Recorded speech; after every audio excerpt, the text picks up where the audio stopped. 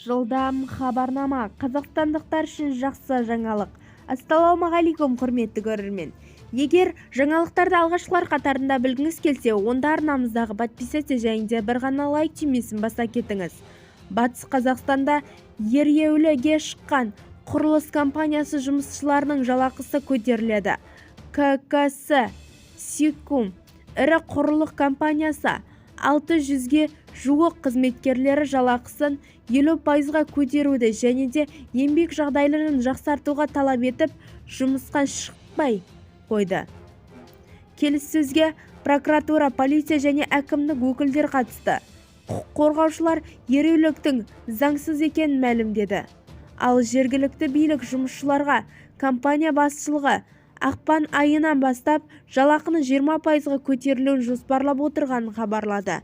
Бізді тамашалауды жалғастырыңыз және де достарыңызға бөлісуді ұмытпаңыздар.